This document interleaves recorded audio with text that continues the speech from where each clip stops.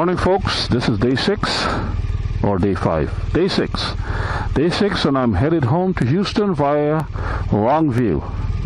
So I've got 378 miles to ride. Expected time of arrival sometime after 3, and it's now 7:30.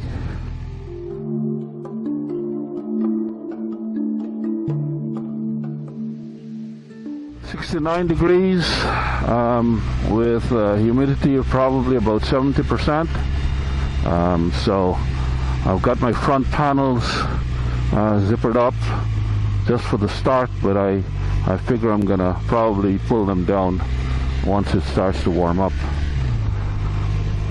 Got a chance to say goodbye to Terry and to John and to Steve this morning, just as they were heading out, probably around 6:30, and didn't get a chance to say goodbye to Darrell because I thought that he would be leaving a little later on and I'd catch him before I left, but he probably left a little early. The only two people that are still there are Mike and Mark. Mike is going to Hot Springs today, so he's not going too far, so he can wake up whenever. And then Mark is headed back to California, but he's going to take his sweet time getting there, and so he'll leave whenever. It was a good ride-in this year. Very nice time had by all. The weather was superb. We had good riding days every single day. It was hot, but there was no rain. At least not when we were riding. There were a couple of showers, I guess, maybe Monday night, something like that. But it was good. So this is goodbye to Eureka Springs, and I believe next year we'll be doing the ride-in Tennessee. It will probably be just before the National Rally, BMW MOA National Rally, which is going to be held in Lebanon, Tennessee. So we're going to be having a ride-in somewhere not too far from that, and give us a chance to see a different part of the country, to have some good fun in the roads in Tennessee. Some of us have not been riding there yet, so it'll be a good experience for all of us. And if any of the last two ride-ins were any indication, it's going to be a lot of fun. This morning's route is going to be pretty much due south. So I expect to be in Arkansas for a good little while, and then probably nipping into Oklahoma before crossing over into Texas. So hopefully we get some nice scenery along the way.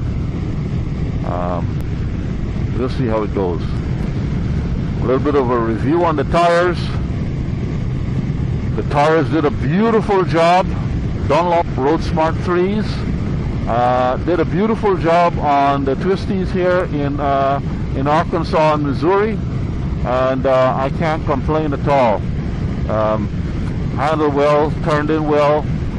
Just a little bit of slipping on the tire snakes, but that will happen to any tire.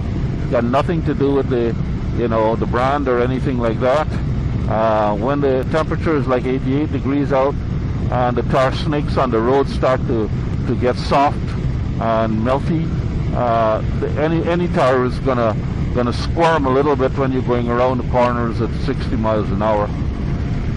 So no complaints on the tires at all. As for the jacket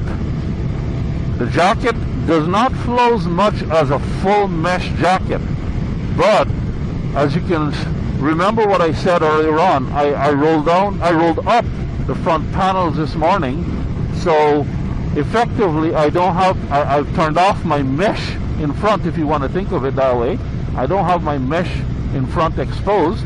I've still got the back mesh exposed, and that's fine because that's behind me.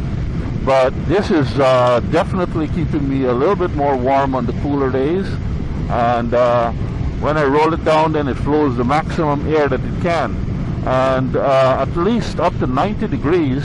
I can say that I can't really recall it being much hotter than my Revit Tornado that I had before. So I'll say give it a thumbs up on that, on the hot weather performance. Of course, in the cold weather performance is superb. In Houston, it doesn't get all that cold in the winter, but either way, as cold as it gets, I just need to have all the panels zippered up and then the inner liner put in, or as is my preference, I wear my long sleeve gilet underneath as a base layer, and that does me fine in the cold. In the hot, right now I have my Cycle Gear heat out short sleeve top on, and that's a kind of it's a strange fabric, but it's kind of skin tight, and it's like a second skin, and it breathes quite well, fast drying, and so when you sweat, it just wicks it away quickly, and so that in concert with the open mesh panels on the jacket meant that I was very comfortable. Helmet.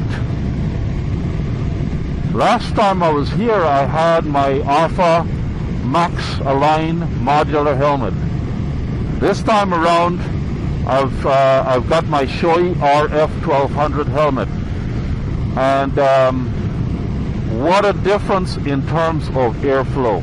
I mean, the Alpha Max Align helmet flowed quite a bit of air, but nothing compared to the Shoei RF 1200. This thing flows so much air, I've had to shut vents down because too much stuff was getting in. There were a couple of instances, well, it always allows the smallest of bugs or grits or whatever to come in. But you can control that. So it's like having a helmet on, but at the same time being in it's almost like being in full air, but not quite. It's remarkable for the amount of air that this helmet flows. As a result, it's probably not the quietest helmet in the world. It is certainly quieter than the Max Align, which ranked second in terms of decibels only to the Schubert C3 at the time. So I'm pleased with the quietness. I use some Surefire earplugs. I've got Surefire EP7 earplugs in right now, and I'm going to do a video review of that because I think it's simply the best earplugs you can get for motorcycling. End of discussion, period. It balances nicely, blocking the wind, so the wind is completely muted. You can still hear the engine a little bit, and that's fine by me on a long trip. But most importantly, I can hear my music, which is very important on a long trip. So these are superb earplugs. I have also the earplugs that I used prior to getting these EP7s just before this trip. I have I think it's EP4s. It's a flanged earplug. This one has foam inserts. The EP7 has foam inserts in the ear canal, but they're both filtered earplugs. So they have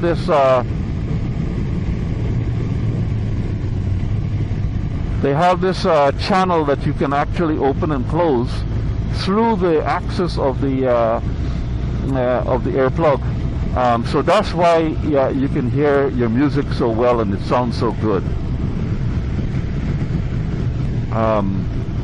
But these two earplugs are really good, and the edge goes to the EP7s. As for the bike, oh, what can I say?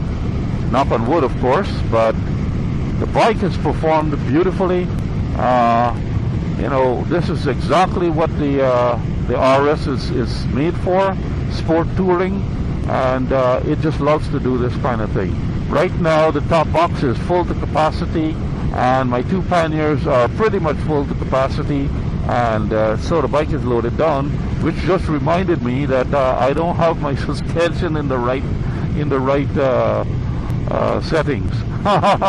It's still in the settings for the twisties, so I've got to change that. But I can't change it on the fly. I've got to stop to change it, so I'll probably stop in a little while and change that.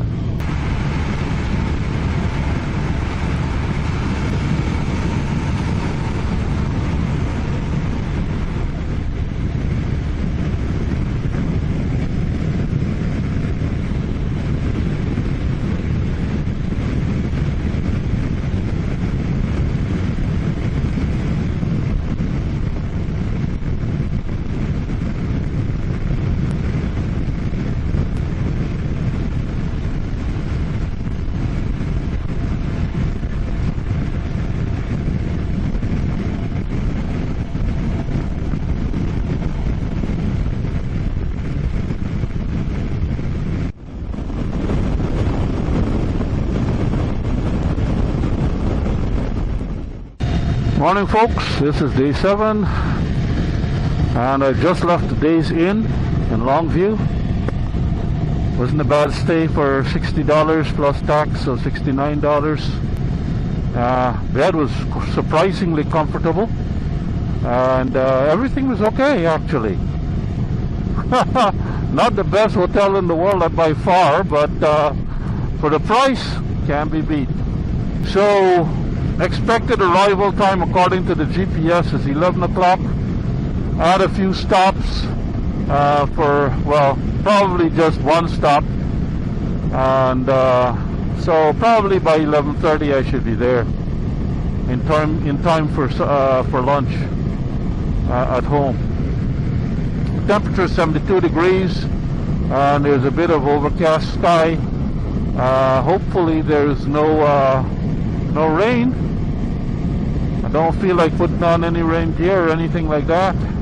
The weather's supposed to be bright and sunny here today, so I don't know what these clouds are all about, but I expect a good ride.